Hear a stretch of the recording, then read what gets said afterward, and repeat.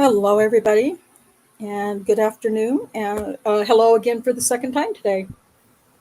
It feels like Monday, but I know it's Thursday, so I apologize for the mistakes this morning. It wasn't mistakes; it was just I didn't know how to apparently upload a premiere through YouTube Studio, but I later realized after I was scrambling that I could do a premiere right in StreamYard, and because I've never done one before, I didn't know that. So I hurried up and figured that out, got that uploaded. It took a little time, and we finally got it done, and we got the premiere shown, and hopefully you were able to watch it live with us, or if not, that you were able to watch it at some point before we came on today, because we're going to sort of carry on with Brian Bates' wrap up of episode 8, which is episode 9 in the Bates podcast.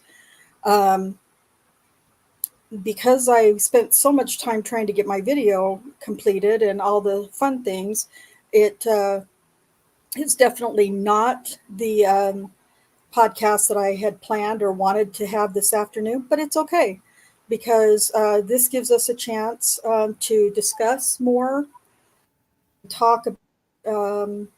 We have some things. We're going to do some slides in a short video, but it'll give us a chance to kind of, get comments and questions from the chat, and then, talk up on the panel and discuss things as a panel together. So thank you, everyone, for your patience. And I want to say hello to Kay, Jack, Sherry, and Susan, and thank them for being here on the panel, and welcome to everybody in the chat. Kay, if you want to start, everyone go around and grab a quick hello, and then we'll get started. Hello. Let's get started. Okay. All right. Let me just get this. I'm going to add the slides to the screen in just a second.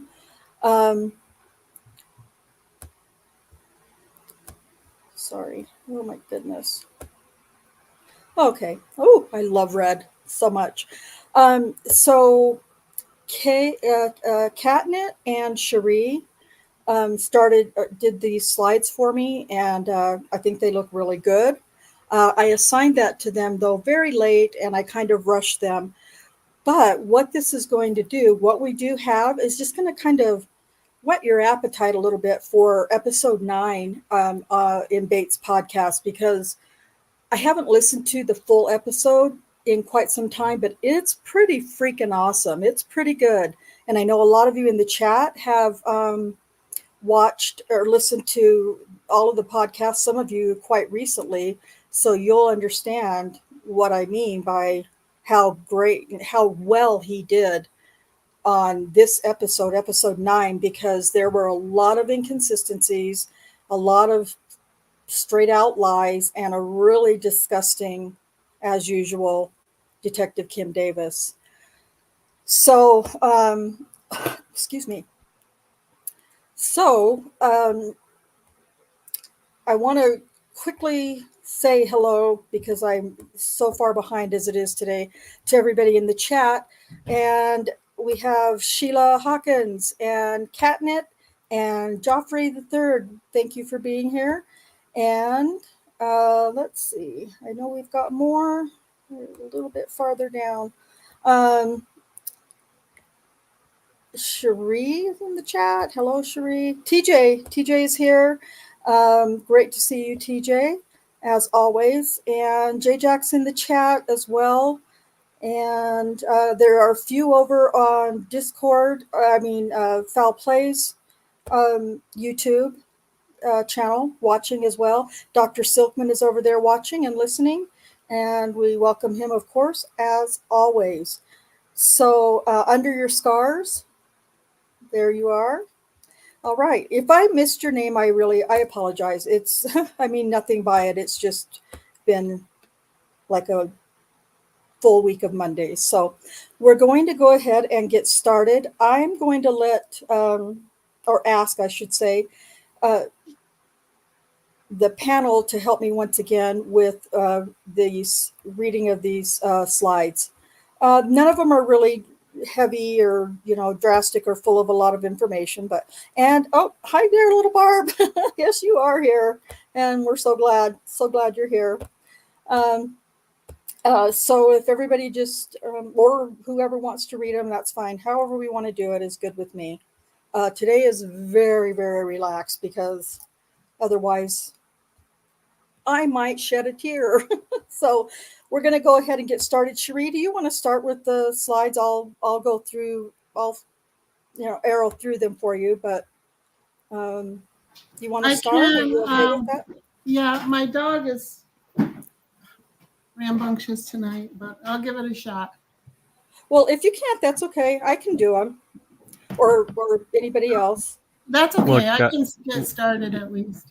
Cherie, okay. You need to introduce your dog to Kay's dog, and you'll be out like a light. Yeah, he needs to learn how that's done. So you want me to start here? Yeah, well, it's kind of self-explanatory. We'll just go ahead and move on. Sorry.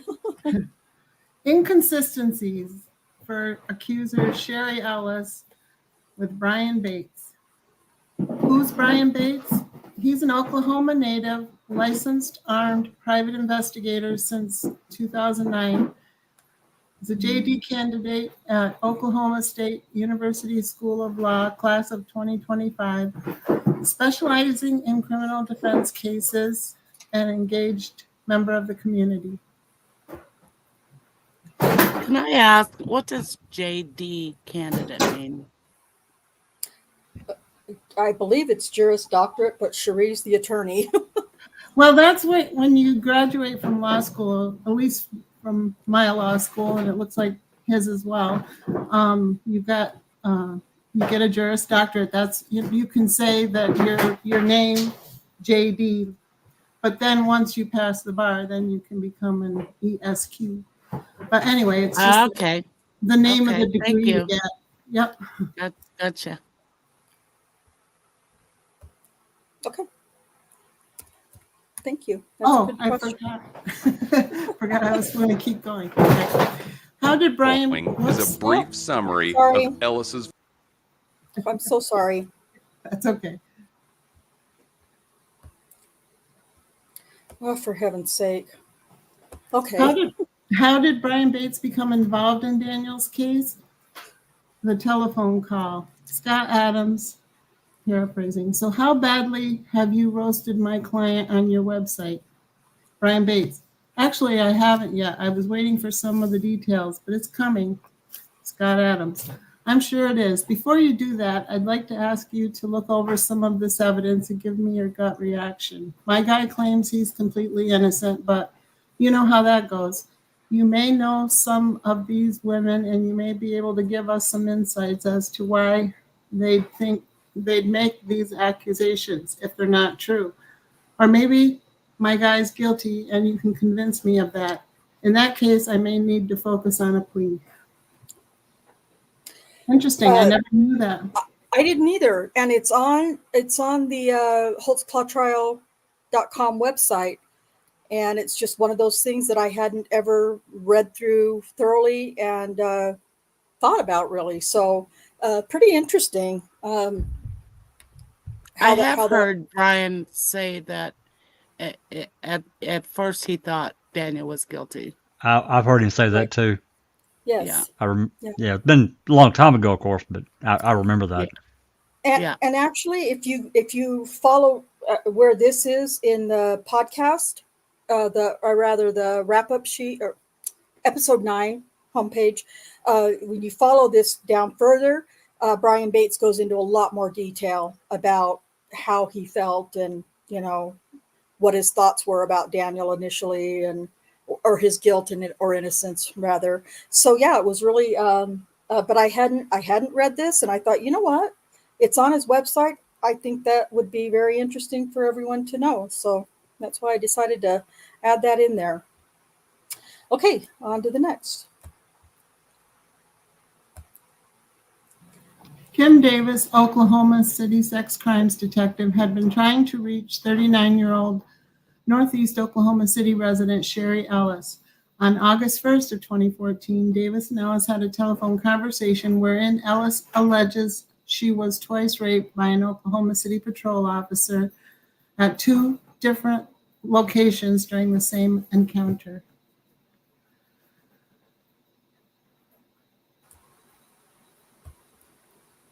Okay. Somebody else want to take read a couple slides for us? Okay. Please. Sure. Thank you.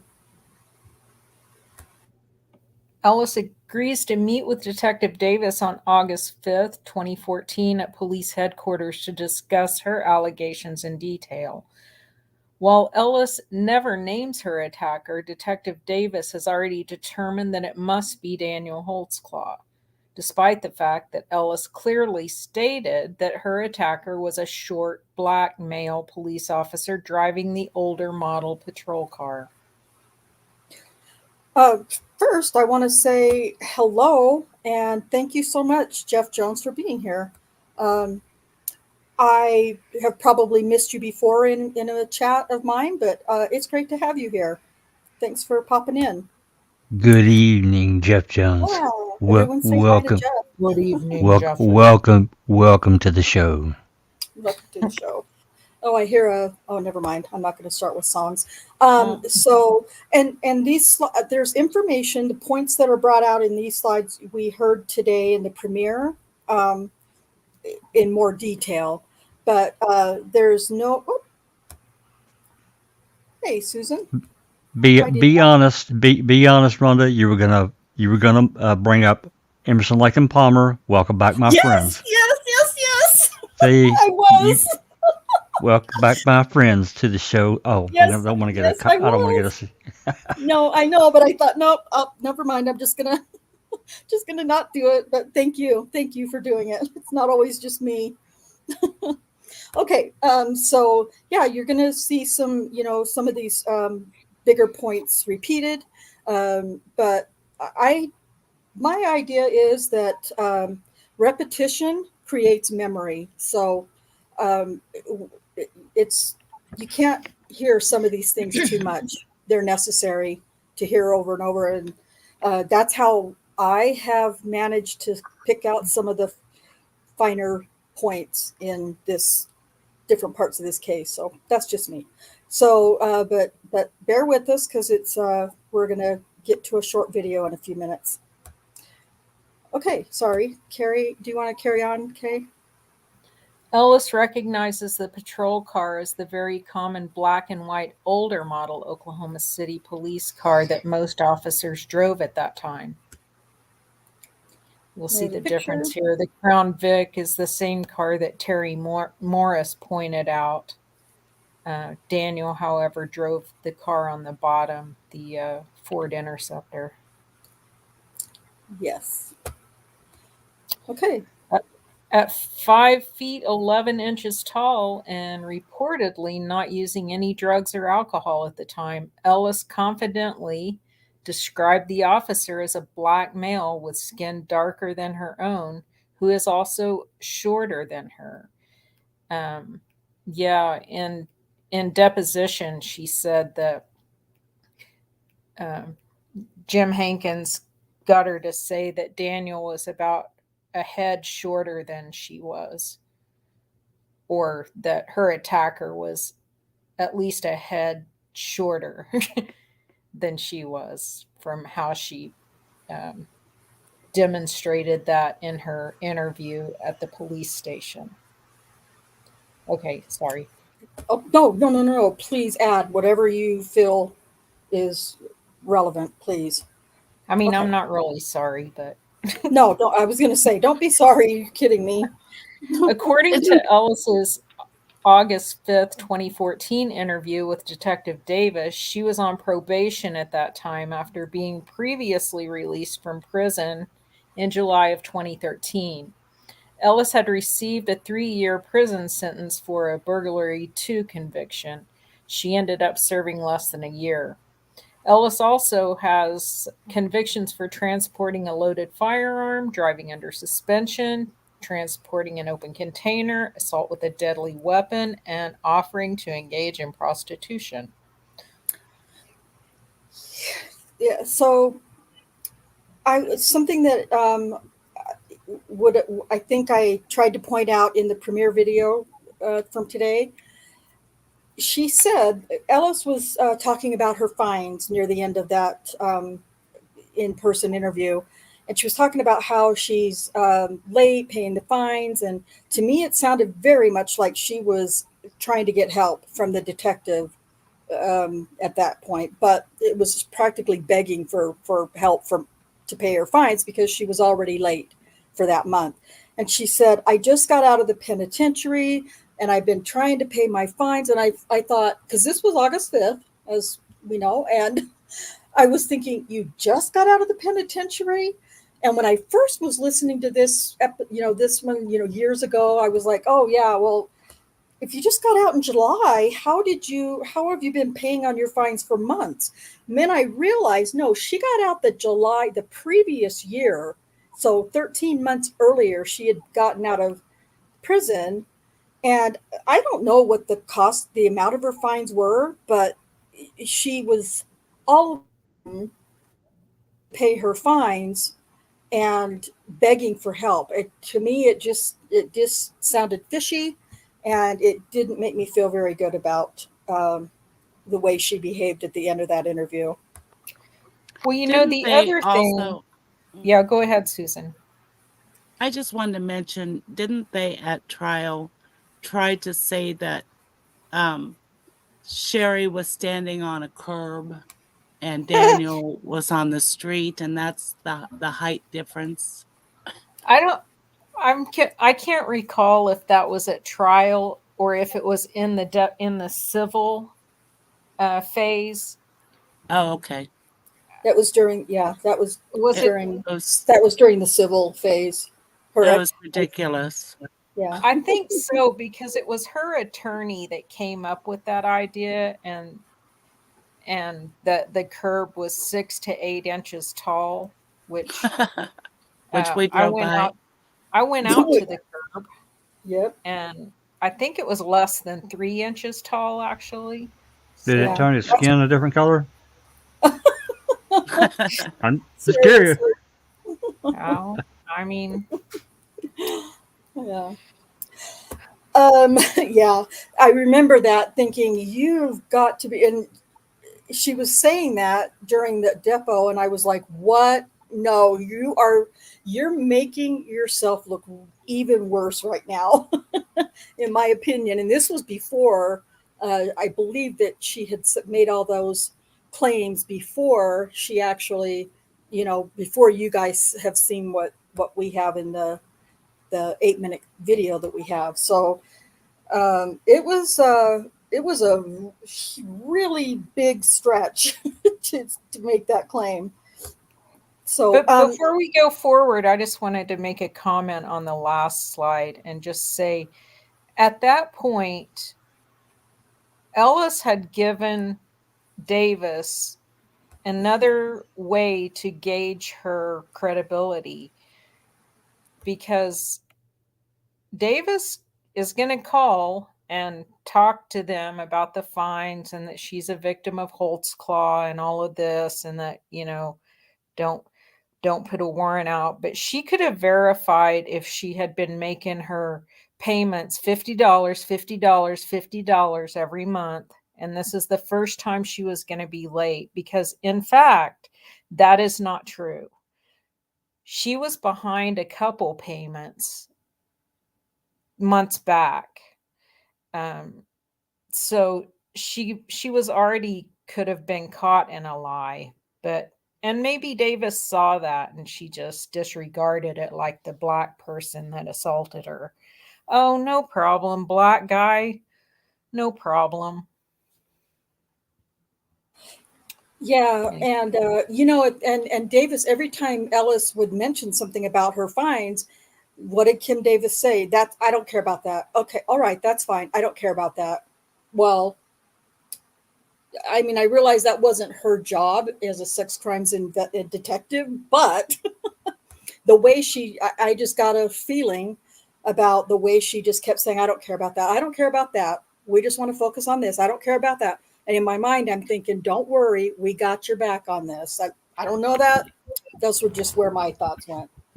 Well, you could have shot the president and his dog. I don't care about that. Yeah. Susan, it's the president and his dog. His dog. Oh my gosh. Her voice was particularly cringy in that I can't even interview. It's horrible. She's horrible. She's a horrible person.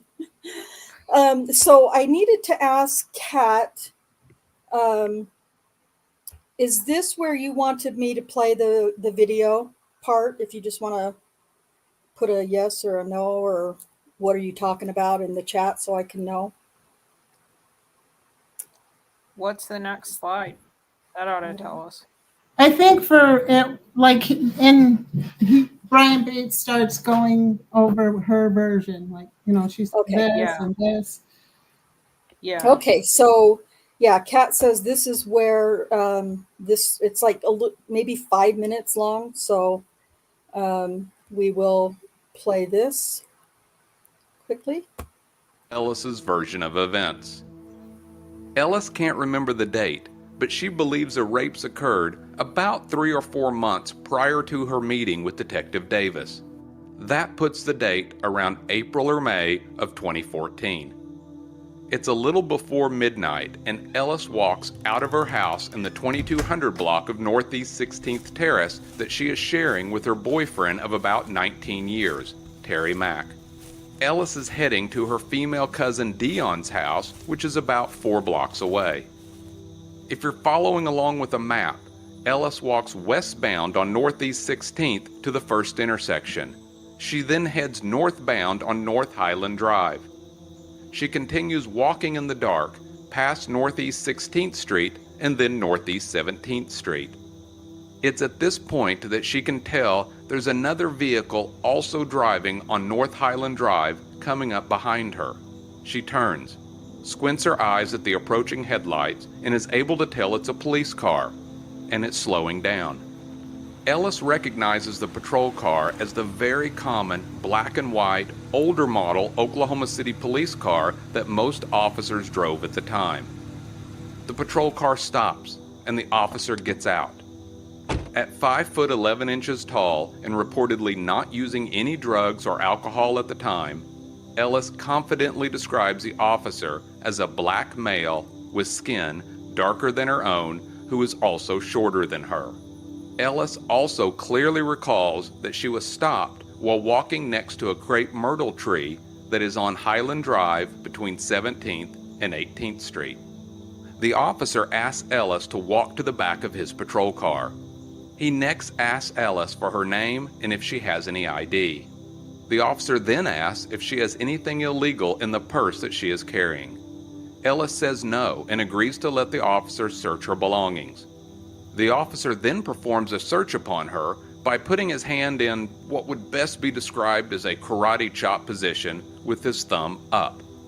He runs his hand across the outside of her clothing looking for weapons, drugs, or drug paraphernalia. Ellis says that during this search, the officer's hand made contact over her clothing with her breasts, buttocks, and vagina.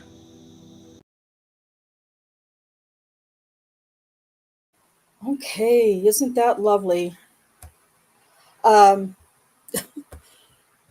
so if when you listen to the rest of the podcast from Bates, um, he's going to read some transcripts from the trial that completely, uh, where Ellis completely lies during the trial about the clothes, and that kind of where there was a hint of that in the video from this morning, and that was that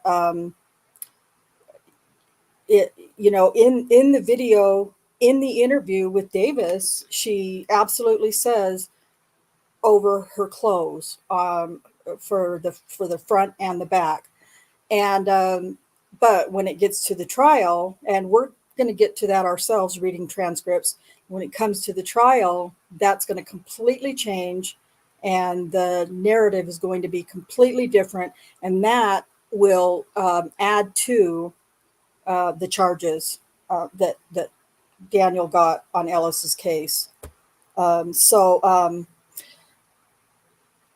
listen to this podcast, or listen to episode 9 when you get a chance, and check all that out, because it's definitely interesting. Brian Bates goes hard on this episode, showing all of the inconsistencies, and something that really means a lot to me. He's going to hit really hard how all the ABL works, and how it's calculated, and it's gonna be great detail that a mind might like mine is just like spinning trying to grasp. So definitely check out episode 9 of the podcast so you can get all of that information.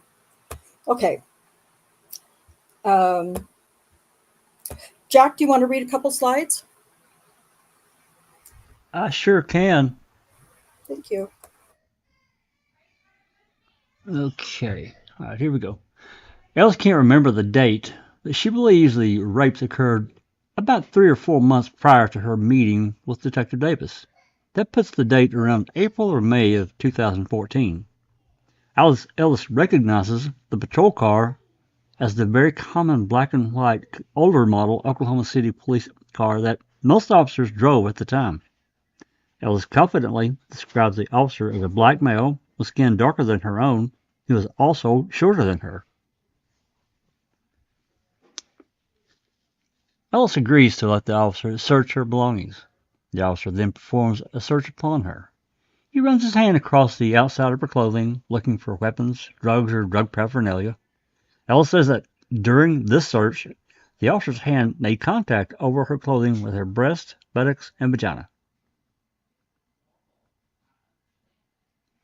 The officer then opens his patrol car door and has Ellis take a seat in the back. The officer then returns to the driver's seat and called in Ellis to see if she had any warrants. The dispatcher comes back on the radio and tells the officer Ellis has 3 outstanding city warrants. The officer exits the patrol car, walks back to Ellis, opens her door, and exclaims, quote, "What do you think we need to do about this?" End quote. And Jack, I'm going to pause for here for a second. So in the premiere today, Sapricop was in the chat, and I love having law enforcement in the chat or in comment sections or wherever, because it's really good to get law enforcement officers' perspective or opinions. So he asked the question, or he made the comment in the chat about why wasn't she arrested? Why wasn't Ellis arrested? And how did he explain that to his supervisors that he hadn't arrested her? He says where he was a law enforcement officer, that would have never happened. It would have never been allowed. I had an idea of why I thought they might not. I was trying to explain to him that in Oklahoma City, that wasn't the normal practice. And it was really hard to do that in a chat, typing. And so Kay, as always, Kay was in the chat, cleaning up for me, so that, because I can't make a point in, 5 sentences or whatever. So she was trying to help with that. But Kay, do you want to try to perhaps address that a little further?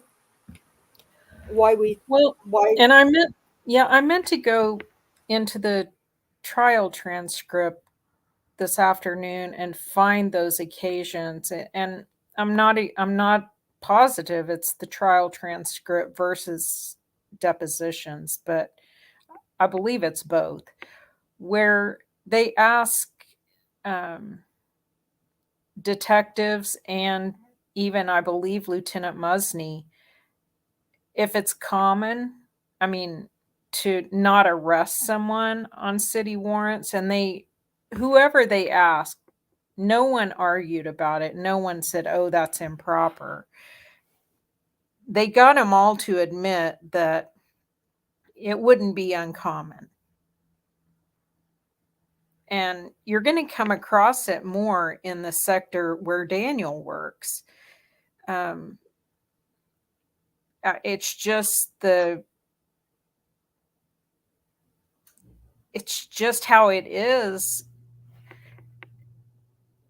And I don't know, maybe it's because we know that some police officers do target Black individuals more.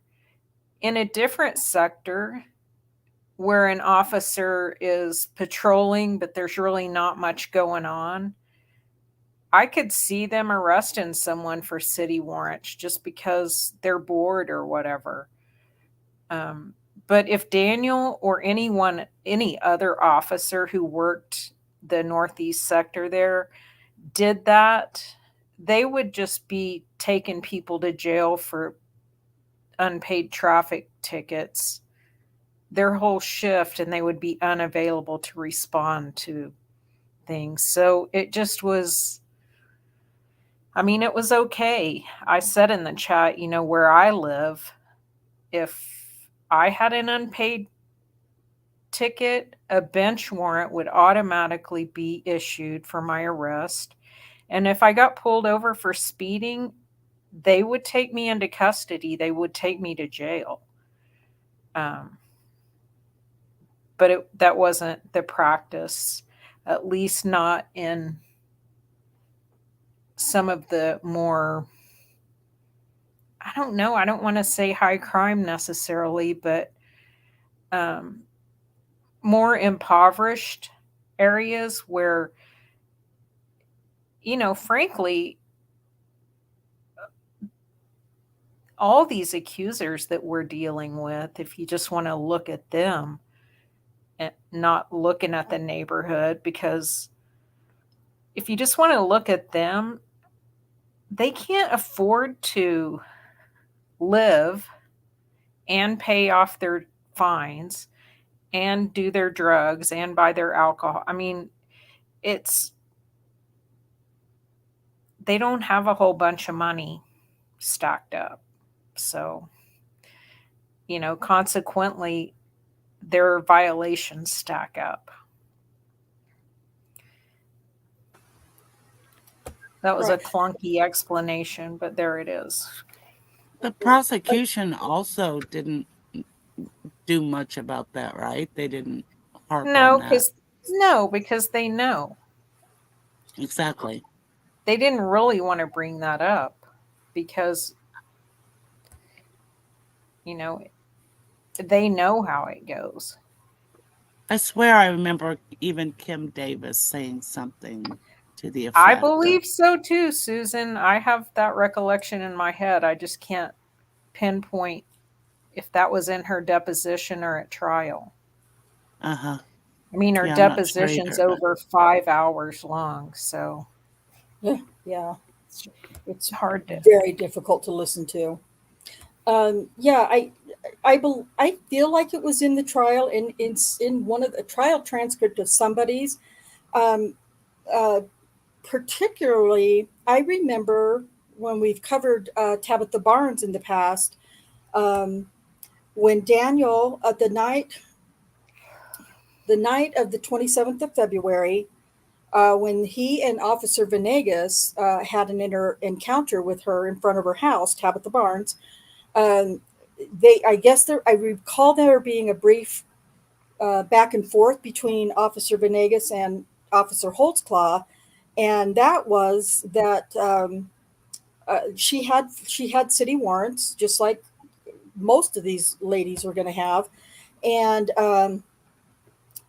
I believe in that episode that we pointed out, and this has been quite some time ago now, but we pointed out that Daniel, contemplated taking her in because it was a slow night, but also commented that if he took everybody in that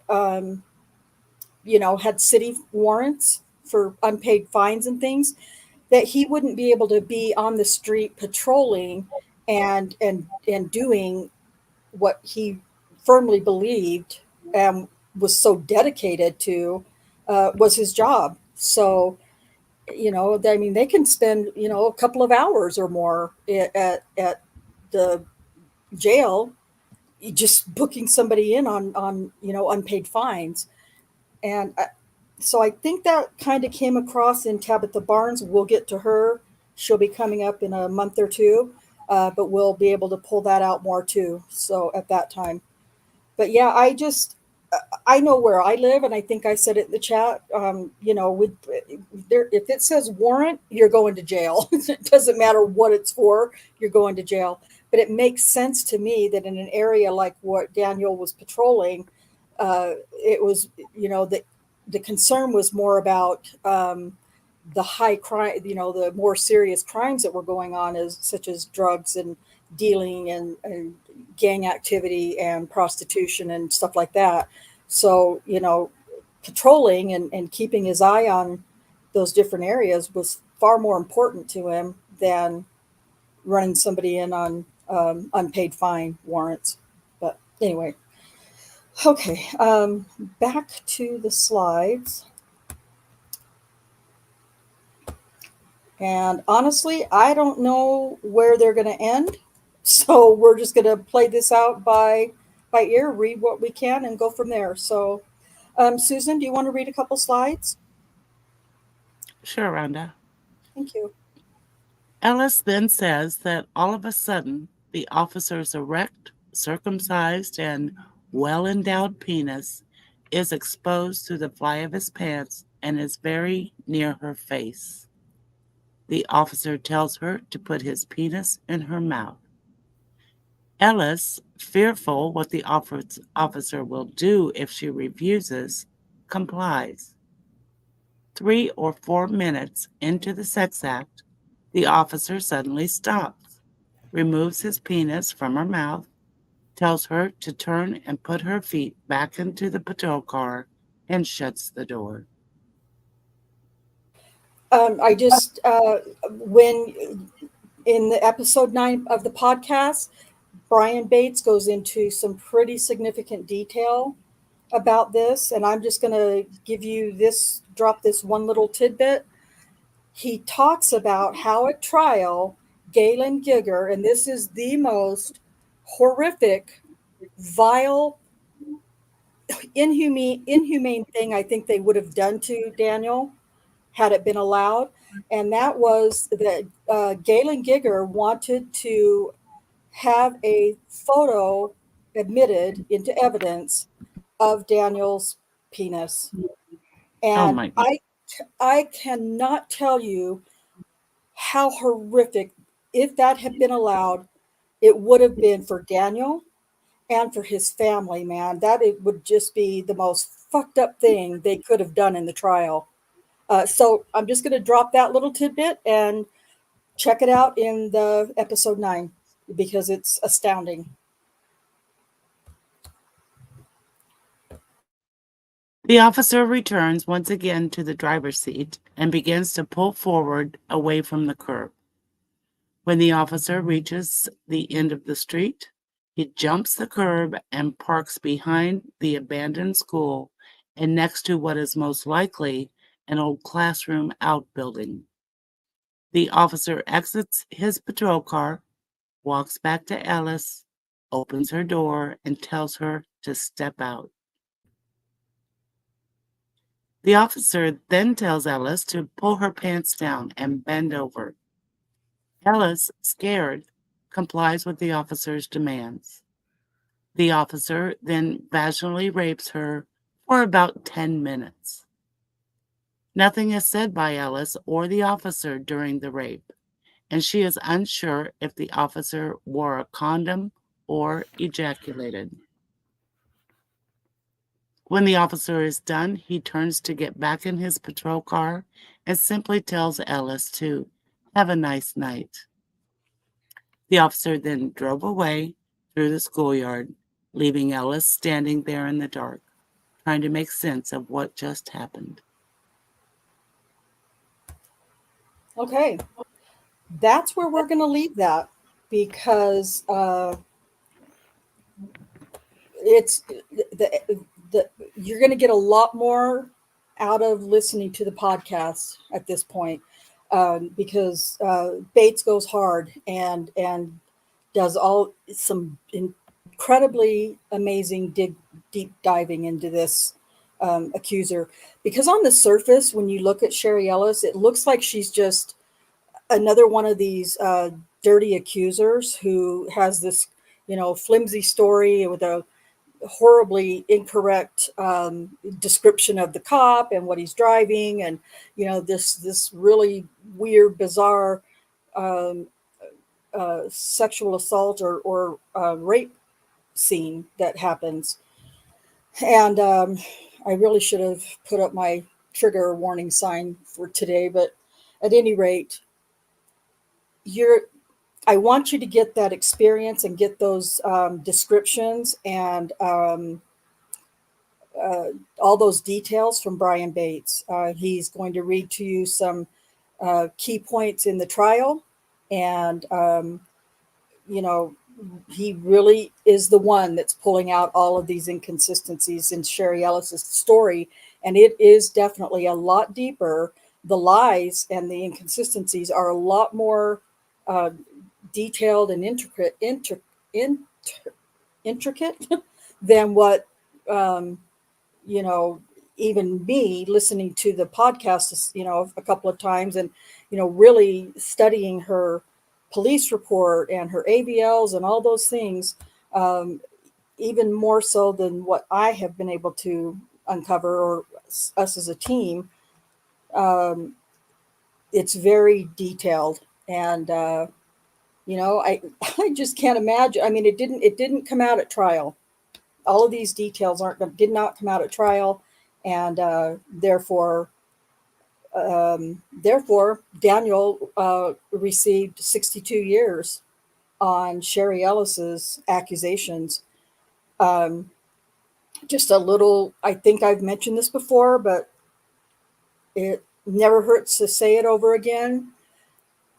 In the trial transcript a long time ago, I remember reading a section where it was a couple pages, I guess, where at the end, or during the, somewhere near the end of the state's direct examination, they will always ask the accuser, do you see the man who, whatever, blah, blah, blah, in the courtroom today? And they ask the accuser to point out, what is he wearing? Who is he sitting by? And all those things.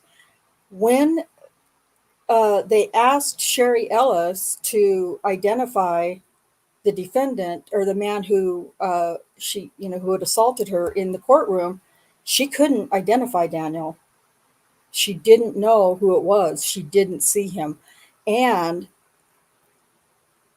that fits with her comment in the video that we have of her during the deposition, when she says she had never seen, she's holding a picture of Daniel in her hands during the deposition. And she's, they're asking, do you recognize him? And she says that I never saw him before the trial. And that's who they accused of raping me. And it's insane. It's insane. So it all fits in. It makes a lot of sense. And again, and I know Catnet's been, dropping the link in the chat quite a bit, and that's great, because I really want you guys to go and listen to it, this episode. And he got, what, 63 years for her? 62 62? years for Sherry Ellis. Unbelievable. So yeah, it's quite insane. But yeah, so I'm going to leave it at that. And I believe next week, we've had a premiere today that was about close to an hour. And we're doing this tonight, kind of giving you some more information or a little more detail and discussion. But as far as presenting anything else tonight, I feel like that's where I want to leave it. And oh, thank you, Kat. She's dropping information specific to Sherry Ellis in the chat right now for you guys to read. So we can open it up to more discussion and questions and comments about Sherry Ellis's case. If anybody on the panel has anything they'd like to add. I kind of wanted to point out, and when you guys go and listen to episode 9 of Bates Investigates the Daniel Holtzclaw case, you will see his resources. So go to holtzclawtrial.com is where you should go. Actually, it has links to the podcast, but what it also has are all of the supporting documents, photographs, and he has some really nice maps. He has the prosecution's version, he has the defense's version, and what came out at trial, they questioned Davis.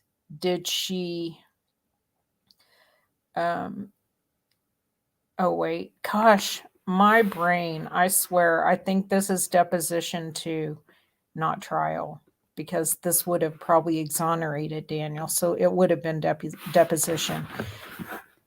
She is asked if she ever tried to do the math on using the data points from the AVL and the timestamps, if she ever tried to do the math to see how fast he would have had to been driving to get over to the area where Ellis alleges that the rape occurred. And so what Bates did was he went, and obviously I don't recall this being done at trial. You correct me if I'm wrong, you guys. But what he did was he determined that Daniel could have only gone 36 feet after he jumped the curb, according to the pings on the AVL. It pings every 5 seconds when the car is moving, and it records a speed in knots. So he took that information and he calculated.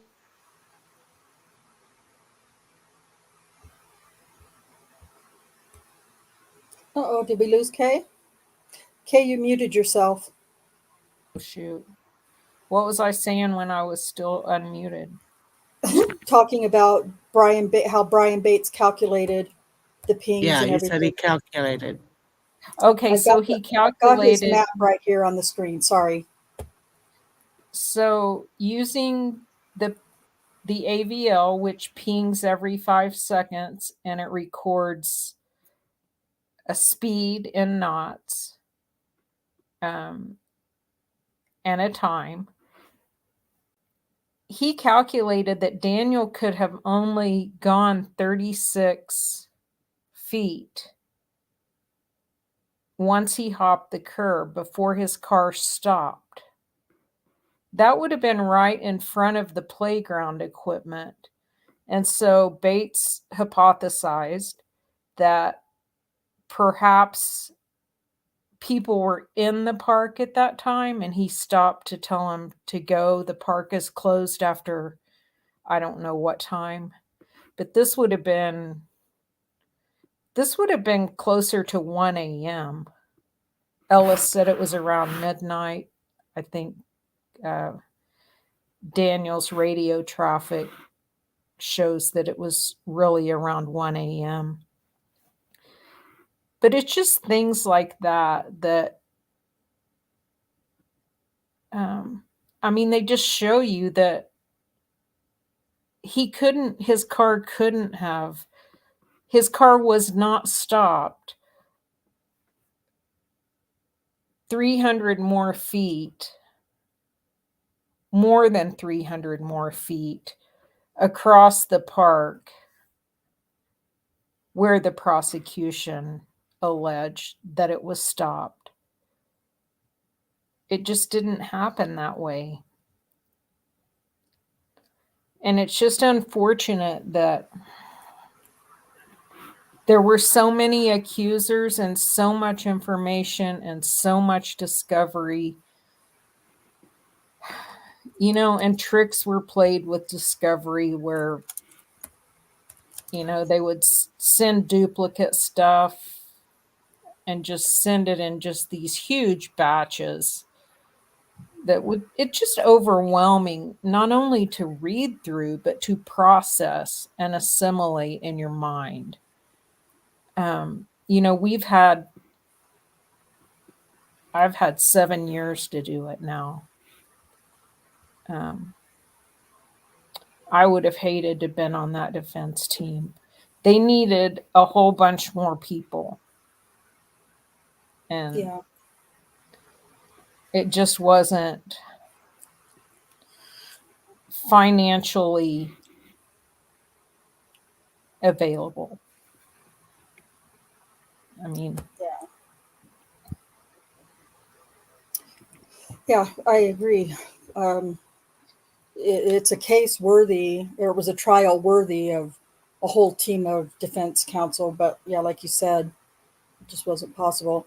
I put so I did capture a screenshot of the map in Bates' podcast, episode 9, where he gives in, that's where Kim Davis, he reads, she says all that during the trial because Scott Adams cross-examined her on all of the math and all of that stuff at trial. And she just, from the way Bates is reading it in the podcast, she just sounds like a fucking idiot, just an idiot. And she might be faking, but I kind of feel like a lot of it's true. She's really a lot more dumb than I think people she worked with must have thought. So yeah, but I just kind of wanted to point out. So this yellow line here is the way that Sherry Ellis walked, and I've shown that multiple times. Anything that's in the dark blue outline marker is what the defense claims happened. And no, that's not. What has he done there? Brian's got these a little bit mixed up, but who can fault him? It was a lot of work. It says that the defense's route is in the dark blue, but that's not the defense's route. The dark blue was Bates's route, what he believes really happened with, how Daniel ended up there. The red, excuse me, the red is what the state presented. And if you look at it, I mean, if you stretch those lines out, it is a lot more distance and time that the state is showing because they need that. They need it to be more time to make their narrative fit. And then, of course, the light blue here is the route that Daniel did take. And this, where it starts right here, the blue, light blue, is where he stopped Sherry Ellis originally, and I believe also let her go at that time. And then he travels, and we've talked about this several times, I think, some of us. He drops her, he pulls her over, stops her. He's there for about not quite 15 minutes. I can't remember for sure, but I want to say around 13. And there's some hanky business with the AVL that I've been mapping out and working on that doesn't fit the state's claim of him at the what the ABL says. At any rate, this is where he stops Ellis, and then he's done, doing his investigation or whatever, and then he goes up to 18th, Northeast 18th, turns right, hops that curb, and like Kay said, whether here in this little park, he's shooing, people away and, go home, get out of here, whatever, hops that curb, and then travels on to Miramar. And then he, according to the AVL, he heads straight up Miramar and then turns left on 19th Street, Northeast 19th. It makes sense to me that, he might do that, because if you think about it, going this way, it kind of is a shortcut in a sense, where he can just jump, right through the park. And we've all been there. Well, with the exception of Jack, the rest of us on the panel have been there. We stood right there. We've stood at this area right there, and we've looked, and we really took notice of all of these houses right here.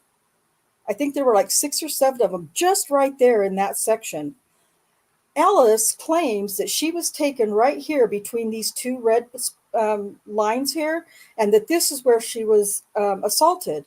Now, there's a tree there, but even when we were there last July, that tree was not big enough to conceal a vehicle parked there so that somebody could rape somebody or assault or beat or whatever, do drugs, whatever.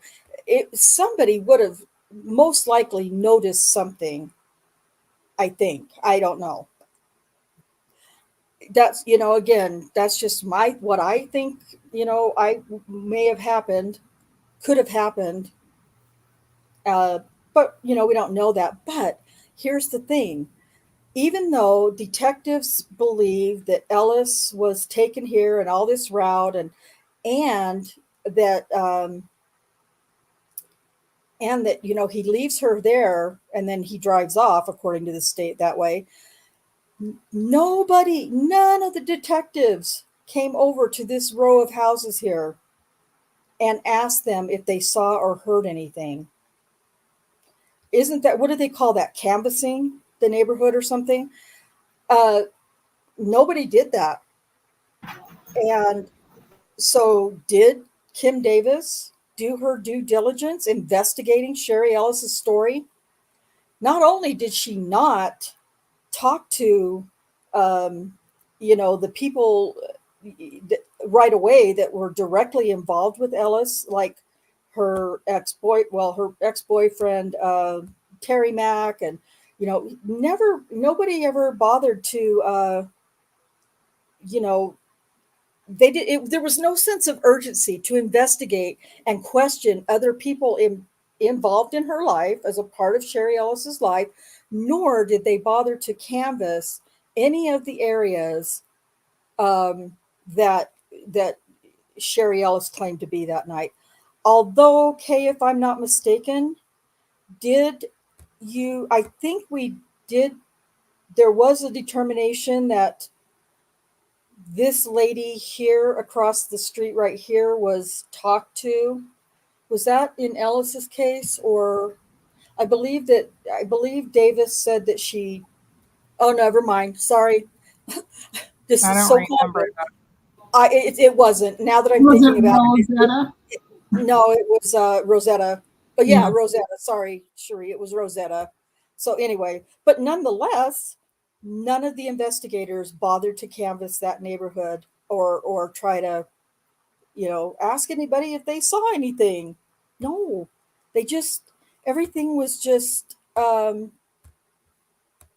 just believe what the accuser says. Don't do any follow up. And I feel like the reason there was no follow up or no real investigation or, you know, looking for possible witnesses, because they didn't want to take a chance that they might find out that their accuser is just full of shit, or that they might have to explain a bigger inconsistency. Although I don't know how they get any bigger than Ellis claiming Or her encounter was black. So someone watched the entire encounter, what's that? or Oh, somebody watched the encounter yeah, with Daniel out the window yeah, and knew that nothing happened. yeah. So anyway, it's as much information and detail and lies and inconsistencies as there are in all of the accusers' stories. It's There's quite a bit involved in Sherry Ellis that I don't think especially myself, I didn't really appreciate how deep the lies and inconsistencies with Sherry Ellis's story really went. So I don't really think Sherry Ellis ever left 18th Street with Daniel. I don't think so either. Thank you I for I don't saying think that. either. they had their encounter. I think he drove off. He obviously had his eye on her because he ran her the day before through Varuna. I mean, she obviously walks every day wherever she goes. She doesn't have a car. She's has a common law husband, but she has a boyfriend that she's been seeing for I'm not sure what the time period was. We know it wasn't more than a year because she just got out of prison the year before in July. Um, but she walks everywhere she goes. Um, and that's the area that he patrols. So, he knows she just got out of prison. He knows these things about her. He's watching her. Yeah. Watching her in the sense, not in a creepy way, but in a proactive law enforcement way. That's what he was Well, trying to is she a do. prostitute still? Is she prostituting herself? Is she buying drugs? Is she going to go to the drug houses that he's watching? Is she selling drugs? Hmm. I mean, those sorts of things. What is she doing? Right. At 1 o'clock in the morning. Oh, that's And that's common to see people out walking in that neighborhood yeah. at these odd hours. So, and Daniel knows that too. So, raping these women in the middle of the street or on the side of a house of a busy street or um, at the rapey schoolyard by a small tree in view of 7 houses, um, all these things after he's called them in and put himself out with them Yeah. too. So any other officer could drive by and he knows that too. None of this shit makes sense. Come on, man. No, it doesn't. It really doesn't. It's just it's completely illogical. Every one of these accusations and accuser stories are completely illogical, especially when you've got a private investigator like Brian Bates doing the hard work uh, to show what happened. And this is this is just one reason, one episode of why we are so determined to keep working to try to get a new trial or something in Daniel's case, because they're really, once all of these inconsistencies are pulled out and proven to be you know in conflict with the original story, um, why wouldn't any um, just truthful court uh, agreed that he should have a new trial at the very least. So that's why I keep doing what I'm doing, and I believe everybody else here as well. Kat asked the question. To me, it's rhetorical, but I am because this happens over and over again. But she asked the question, why wasn't their conversation recorded while bringing Ellis to the locations? Well, because they. Why wasn't the travels with Terry Morris when Musney and Rocky Gregory took her to her alleged assault locations? That wasn't recorded either. So, and they have an answer for everything when they get on the witness stand at trial, these detectives, and it's not logical answers, especially when it's Rocky, but, don't make sense whatsoever. So, and then wouldn't an investigator seek out another witness to confirm and build the case for court? That's what that's what I've always known. But techno is hard. Exactly. Techno is hard. Yeah, that they should be. I believe, it's not just from watching crime shows on TV, but watching, reports of real crimes. That the detectives and investigators are going out and canvassing the neighborhood, asking questions, for witnesses or, whatever they can get. Jason Truth is over in Foul Plays chat. Welcome, Jason. He asks, is this related to Black Lives Matter in terms of accusations on this fine, decent white cop was set up for sure. So unfortunate, sad, and evil what happened to Daniel. We agree. And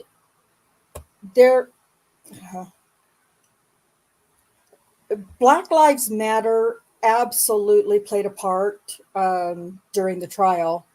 I mean, it was their show outside of the courthouse every day during the trial.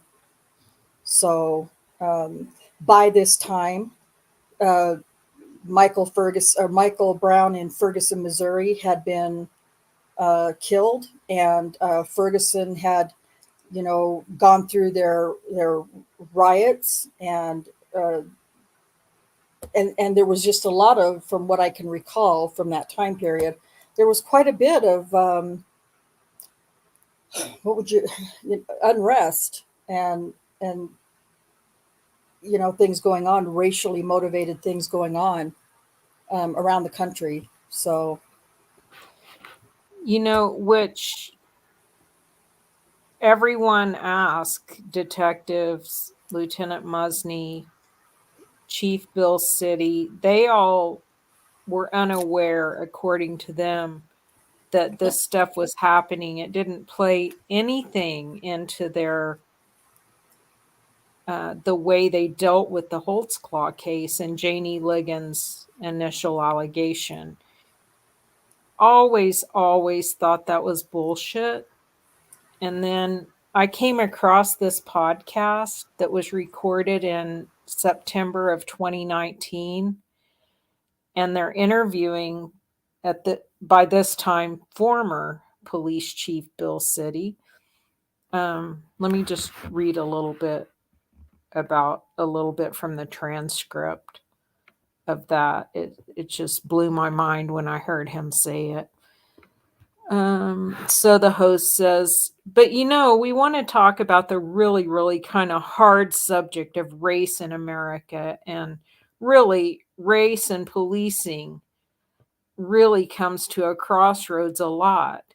And you and I have had to deal with this quite a bit, and kind of talk to us a little bit about where you're seeing law enforcement when you first started, and where law enforcement was when you just left, and kind of maybe where you see law enforcement. And he says, well, I mean, as far as race relations, and it ebbs and flows. Enforcement, everything if everything's going really, really smooth, you think it's not an. I think there's been it's not as much ebb and flow.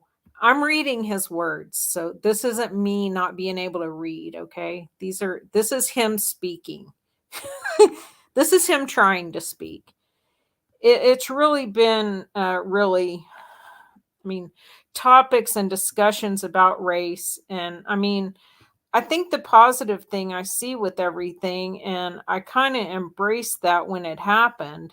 And you don't embrace the fact that you're going to have to work a lot harder and you're going to have to be involved in discussions. You're going to have to take criticism as a head of a major agency. But I always try to embrace those types of things because good things come to that. And I think law enforcement became a lot better, or is in I mean, it's constantly changing, but it's become a lot better since that happened, and the discussions are like 2014, 14, and is when that happened. And at the same time, we had Holtzclaw. The Holtzclaw case, and it was something that I'm looking at, and you've got Ferguson, you've got Holtzclaw, and it's all related to the Black community. And of course, he was abusing Black females, and you're going, this is the perfect storm for a lot of negativity on us and the law enforcement by having something happening on the heels of that when things are already tense and inflamed, right? So Ferguson was 2014 and Holtzclaw was 2015, 16, well 14, his actual, that's the arrest, and stuff were made in 2014. And for our audience members that might not, oh, okay, this is the host popping back in. For our audience members that might not, I mean, I know exactly what you're talking about because I'd actually moved to Oklahoma City right after. I think he was that arrest, and it was shocking because it was national news, and I was right here in the city. All of a sudden, I'm in the city where this has happened. Can you tell our audience a little bit of background on what that case was? City. Well, I mean, Holtzclaw was an Oklahoma City police officer that primarily his area of responsibility was in Northeast Oklahoma City, which is primarily the African American community. And so he worked that area, and he was taking advantage of women that were, addicted to drugs, things like that. People that were women that were very, very susceptible to abuse, especially by a person in power. So, and I've always said when that happened after the arrest, it was really it was it was the worst abuse of police power that I ever witnessed in my 41 years of policing, because you had about 13 women that were sexually molested, and some of them, I don't know each of them in their cases, but a lot of them were raped, right? They there were rapes, and there were, there were sexual misconduct. There was right there was a combination of that. And so I can't remember the exact number. He went to court and found guilty on that and received about 267 years total. So he just recently appealed it, and that they upheld the conviction. So, David Prater's office did a very good job with that. And I think everybody did, including the African American community overall, did a very, very good job with that. And it was a very trying time. That's when it's time, a lot of time providing information and educating people on what the process is and what we've done and what we did. So, because I mean, it's easy to blame the police department, obviously, because he was an officer. It's it was uh, it was a tough time and something. So, anyway, it goes on. I'll put a link in the private chat to this if anyone wants to go listen to it in its entirety. If someone can grab it from the private chat and post it. I'm not logged in anywhere. Oh, okay. Yeah, one of us will grab it. And then there's another one that you guys can find in that same series from Deputy Chief Coleman that's also interesting. Is everyone awake? Oh, yes. Well, I am. I think everybody's just listening, trying to. Yeah, know. that is just so telling. And he was the man in charge. And they had that Yeah. meeting, right? Mm-hmm. Just before they went and interviewed Daniel. Yeah, they've never And- placed Chief City in that meeting. I bet he was there, but they never placed him there. Oh, yeah. That's for Coleman to take the heat on. Yeah. Well, and I just kind of made a comment in the chat too that Daniel absolutely despises former Chief Bill City, and Bill City's background isn't clean either. Like, he had some issues, back in his patrol days. So, it just, there's so much hypocrisy, among other things, of course, in what these prosecutors and detectives, and I mean, I don't really have anything on the detectives that I've been able to find necessarily, or Lieutenant Musney, but there's certainly dirt dug up on David Prater, on Chief Bill City, on Galen Gigger. So Disgraced former Judge Henderson. Oh, yeah. Yep, absolutely. City was, at least, that in 1979, it was racist comment to a subject. Yes. Very ugly. So Yeah, it was. Trying to think of. Sorry, Sherry. I'm sorry. Please go ahead. No, I'm apologize. done. I just said he shouldn't be talking about anybody. Oh, yeah, no, because, well, first of all, he wasn't really talking. I mean, the way poor Kay had to read it, he was more like mumbling. He sounded a little more like Rocky Gregory to me. But anyway, yeah, he just really.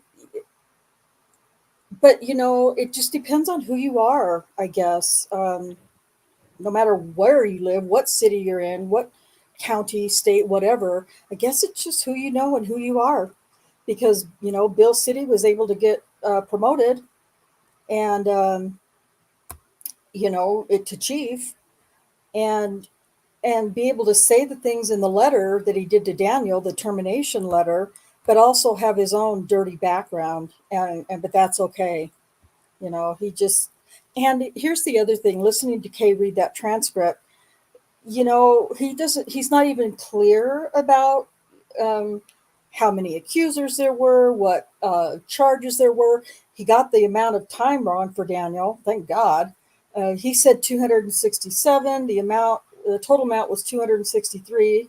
Might as well be 263 million at that point. But it's just he doesn't even know what he's talking about, yet here he is, speaking about Daniel's case on a public podcast. Dr. Silkman says in the foul play chat, under no circumstances can they back down from their convictions. They are forced to go the whole 9 yards. It's exactly like Fassbender and Uyghur regarding Brendan Dassey. Absolutely. Yeah, right. They're going to protect and guard that conviction. Oh, Barry. Yeah. That's what I wondered if that was Barry. Sorry, I'm having a conversation independent of everybody else. But yeah, you know, people are, I don't know, this corruption in Oklahoma City, Oklahoma County, has been going on for so many years that it makes you wonder, can it ever really be cleaned up? Can it ever really be repaired even to a mediocre degree? Um, I feel fortunate with Vicky Behenna, well, the the DA who replaced, thank God, David Prater. I have some hope with her, but she's Daniel's case isn't one that she's looking at right now. I guess I don't really know, to be quite honest, but it's not one that that many people might want to. She might not want to look at it right now because there's a lot to have to face and uh, expose. That's the word I was looking for. That she might not be prepared to do it this. I don't know. I don't fucking know. All I know is that she's the only one in anywhere in that system that I have some modicum of hope for helping with Daniel. And I know Daniel's family feel that way. They have a lot of hope with Behenna as well. So, or I know his parents anyway. So I was wrong about the other podcast being Coleman. It's actually a bigger link to this whole thing of why would they do this to Daniel Holtzclaw, because it is former police chief M.T. Berry, the first black police chief in Oklahoma County. And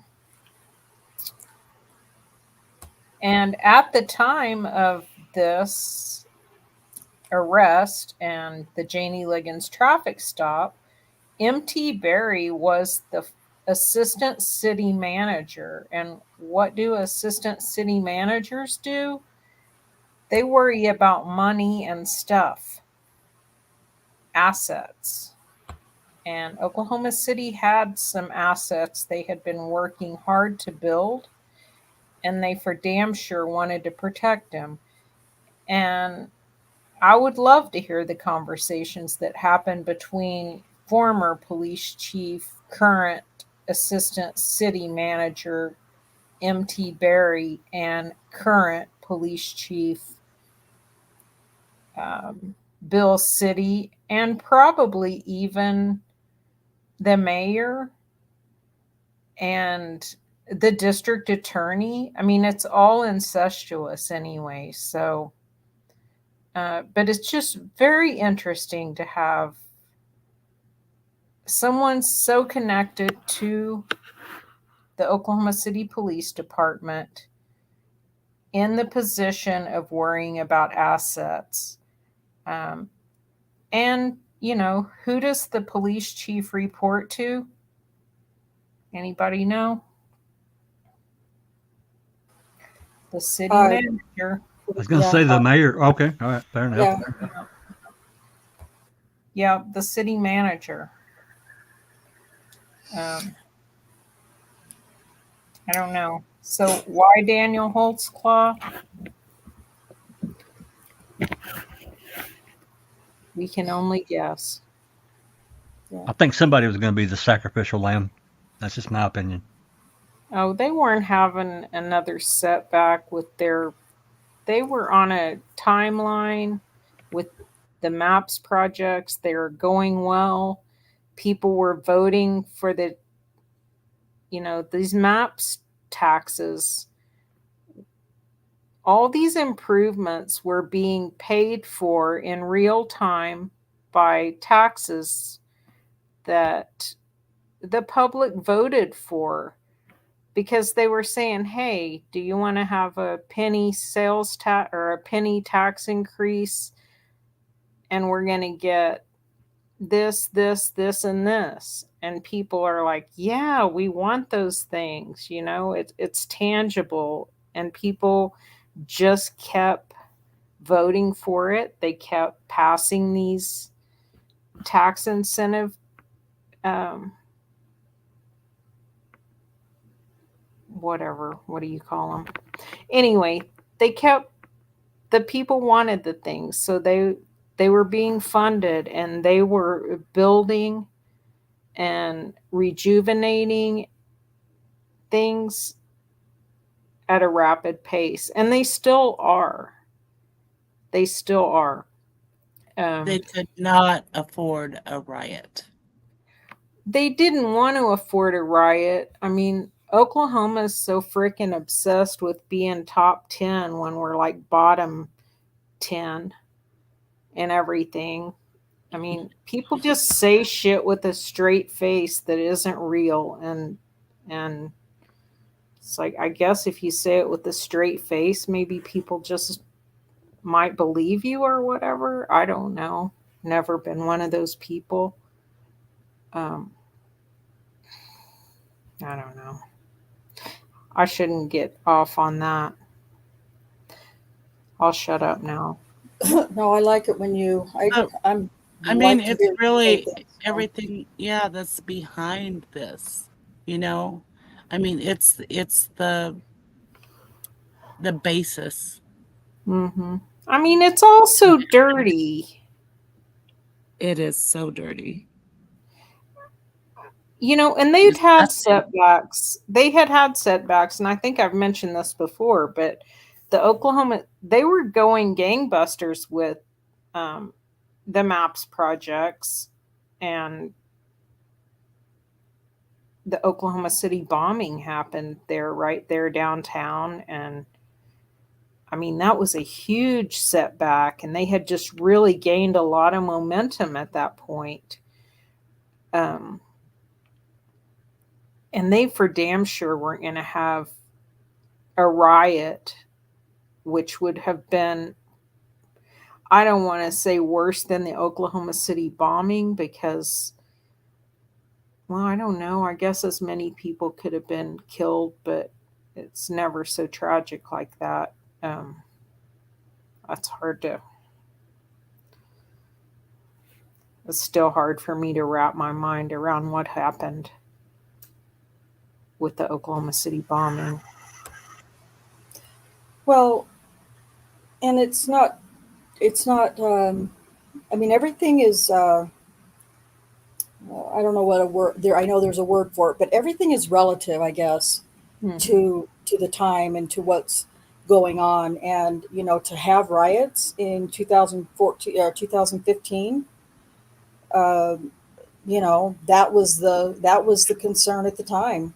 And, and those who were the protesters who were outside of the courtroom and inside the courthouse, who were making their very, I don't know, not, well, vile, I guess is a word, but they're very, they were just very angry. Yeah, angry and heated and determined. And it just felt like, well, I act like I was there, but from everything I've watched and read and listened to, it just seemed like,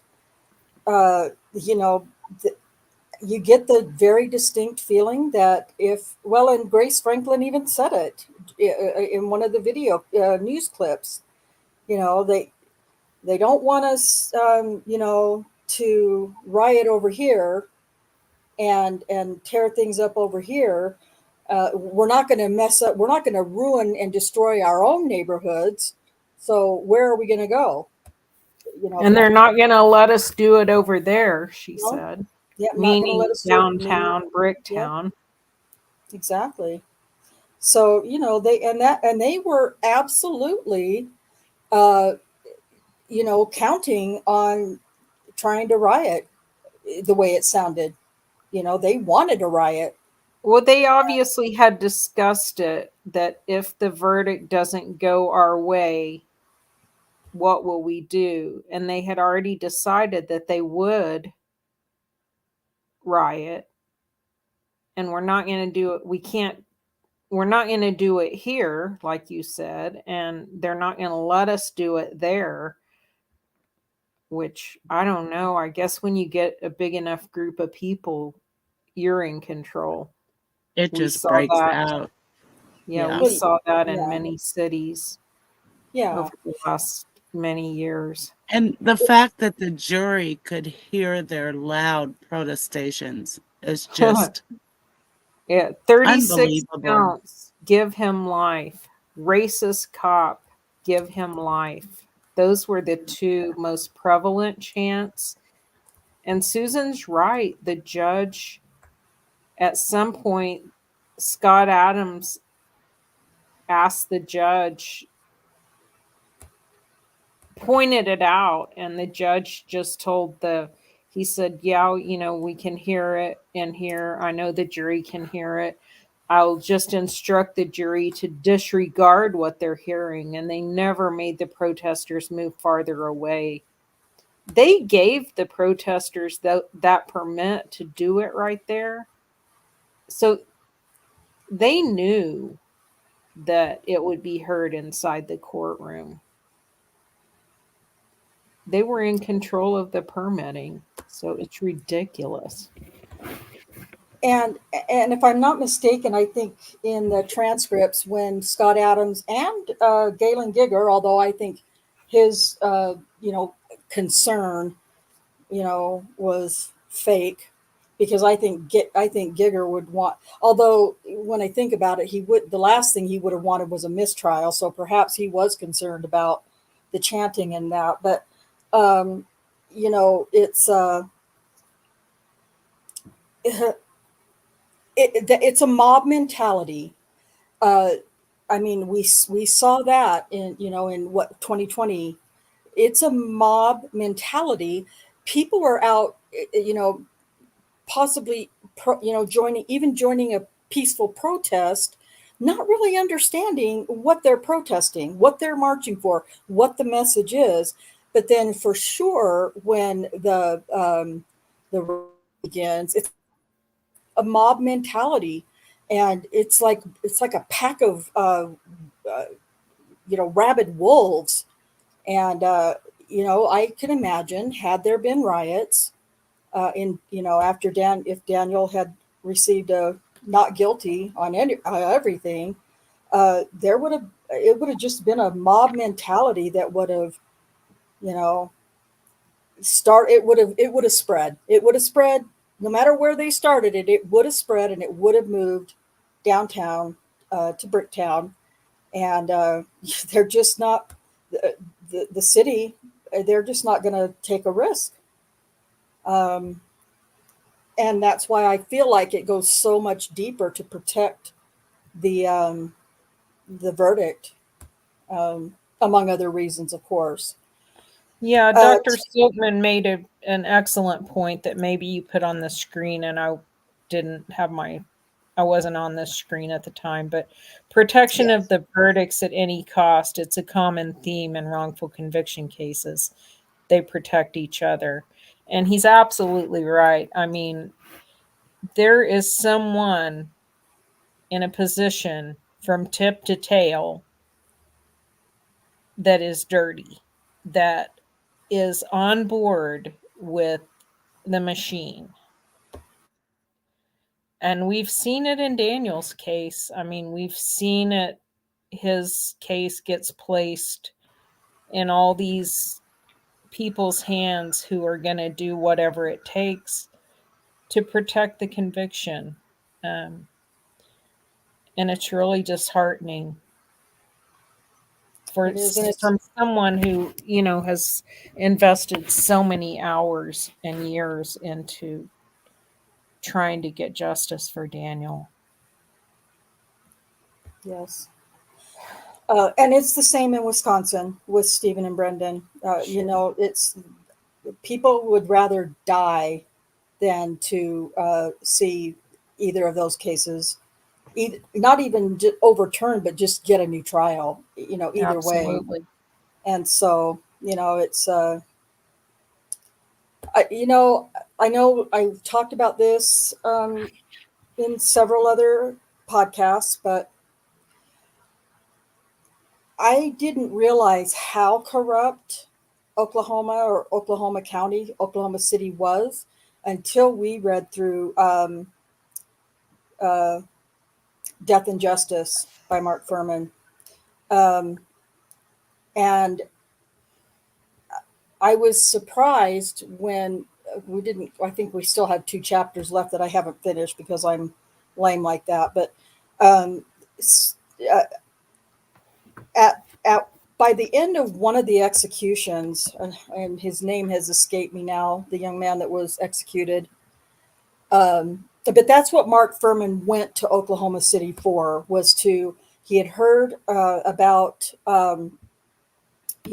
this Oklahoma death machine or something to that. It's in the title of his book. I can't remember exactly what it is, but he had heard about it and he went to investigate, find out, what are these things that I'm hearing about Oklahoma City.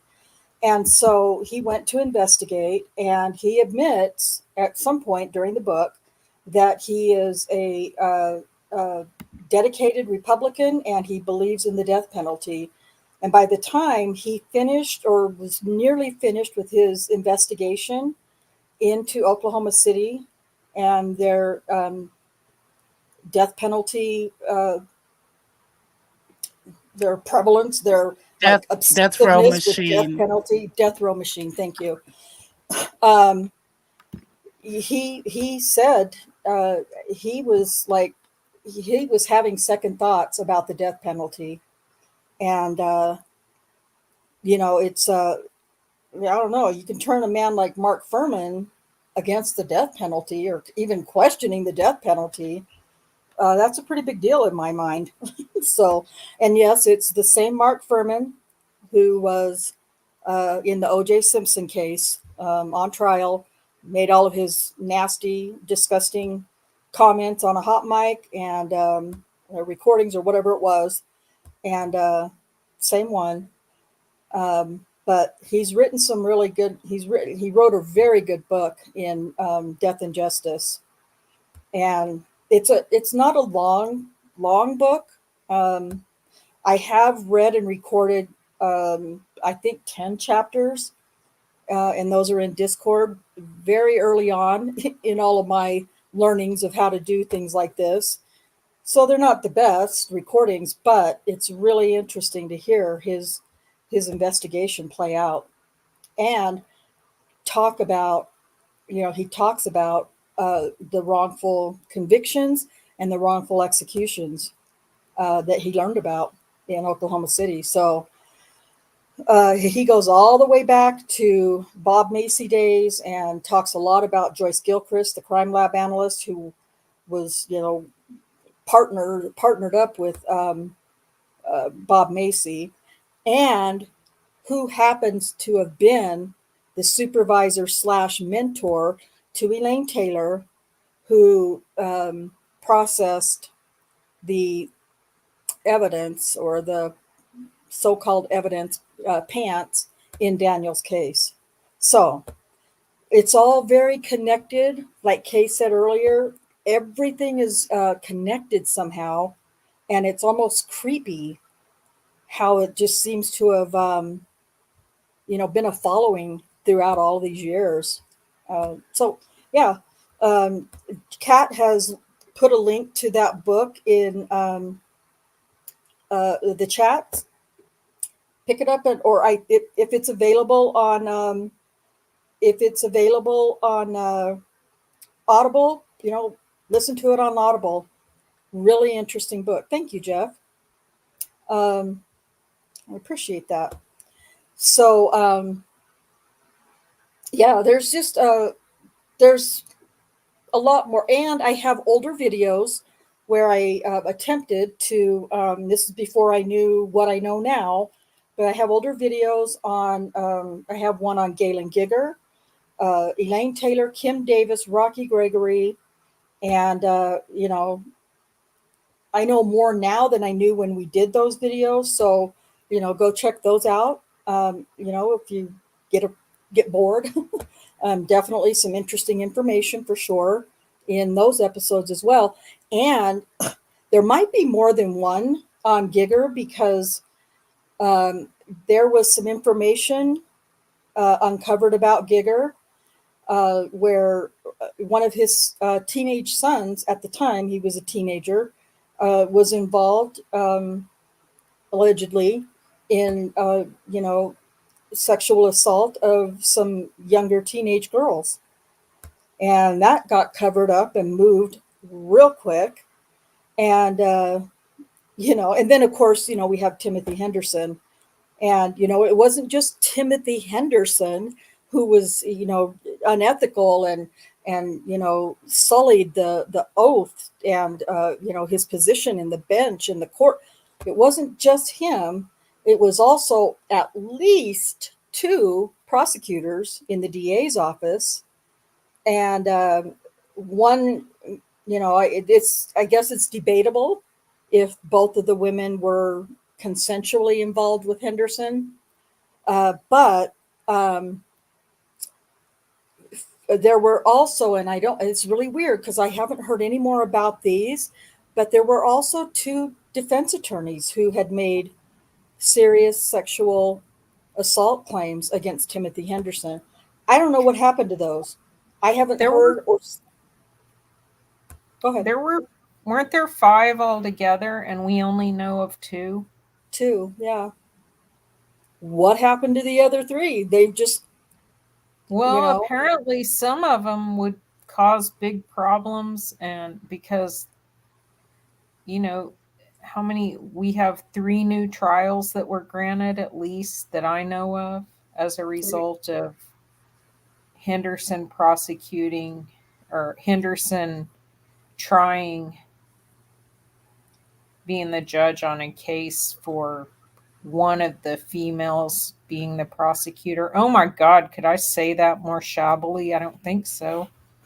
You know what I mean?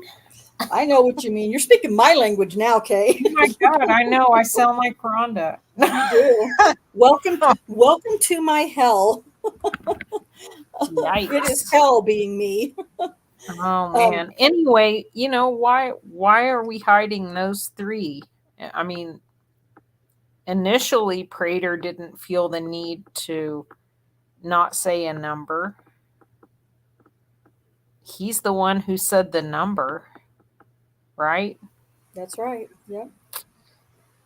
I bet Lori McConnell, I have always guessed that she might be one of the women.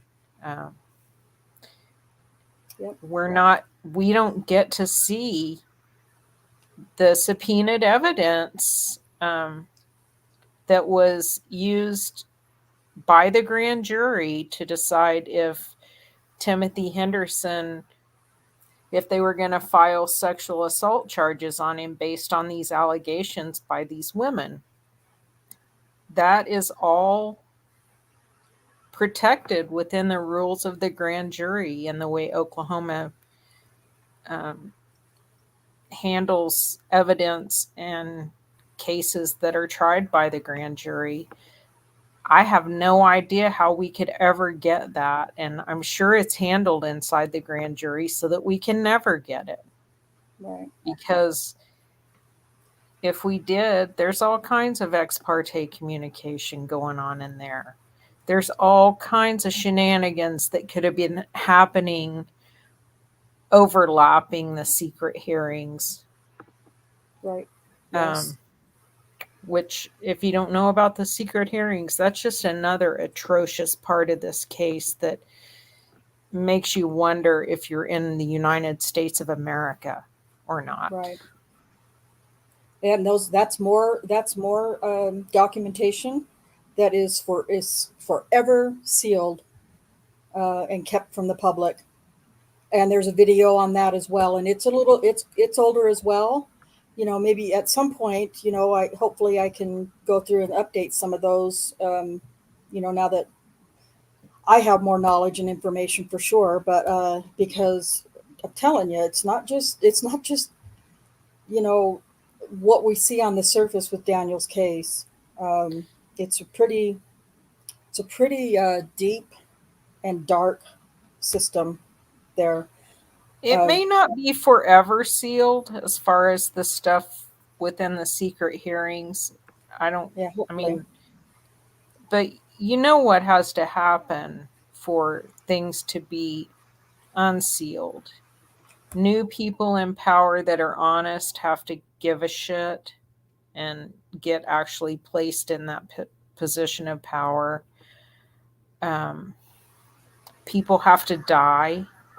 Yes. The people that would get sent to prison, after they all die, then there's really, it's like, oh yeah, that dead guy did that. He was a real son of a bitch. Yeah. Exactly. That's how we handle that. So the lawsuits aren't don't pile up. more lucrative. Yeah. I mean, what they did to Glenn Simmons, like, what was his sentence, Rhonda, or Jack actually was looking at that too. 48 or 54 keeps running in my mind, but I don't know if that's right. High 40s, I know. Yeah, for sure. In prison for nothing. He wasn't even in the state when these two people were murdered. He was not there. He was in Louisiana. Yeah. Crazy. Oklahoma, man. Yeah, it just took forever to get him out. And took Vicky Behenna. Yes, exactly. That's why I have hope with Vicky Behenna. So yeah. Oh, yeah, and then this is just going to go full circle to another case that we talk about. I wouldn't say regularly, but certainly when there's news about the case, we definitely talk about it, and I try to cover it. And that's Richard Glossop, man. That, telling you what, that has to be the most egregious, outrageous situation going on in Oklahoma prisons right now, the whole Oklahoma system. And we're still keeping our ear to the ground on that one. I haven't heard anything. It's the Supreme Court. Didn't SCOTUS say they were going to hear that case? Yes. Yeah. Yes, they are going to hear it. Yes. So, but there's so anyway, that's hope for Richard Glossop. It's another, however long it's going to take, that he gets to be alive and not go back to the fucking death chamber for another last meal. The legislature yesterday, I think it was, the Oklahoma legislature passed out of committee a bill putting a moratorium on the death penalty for 2 years. Really? Yeah, I could see it passing. I mean, a moratorium as in like abolishing it in Oklahoma? Not abolishing it, just pausing it for 2 years. For 2 years. It's because they got fucking problems, man. Yeah, and Richard Glossop brought that to light for, I guess they could look at his case because he's white. Yeah. It's easier to do that in our Republican racist bullshit state. Yeah. It's just, but still, even it's still horrible what they've done to Richard Glossop, or what they continue to do to Richard Glossop. And thank God SCOTUS has, agreed to at least move on it. So. Yeah. What happens when you bring celebrities in? Yeah. Look at the West Memphis 3, bring in the celebrities, things change. celebrities come on to Richard gossip, although it took a lot more because Susan Sarandon was involved. I don't know how long ago she came on to it. Yeah.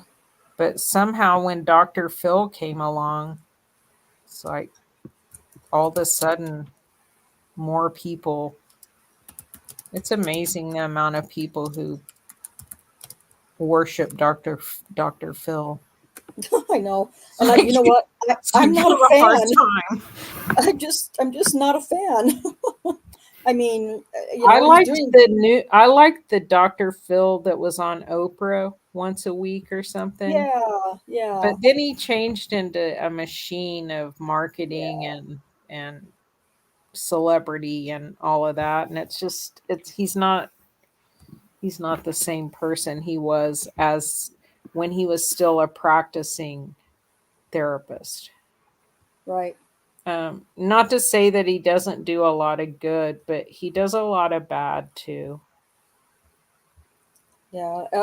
I feel like there's so much more arrogance in his tone now than what, than the 80s and 90s or the 90s, I guess, and early 2000s. And I just, I don't know. I'm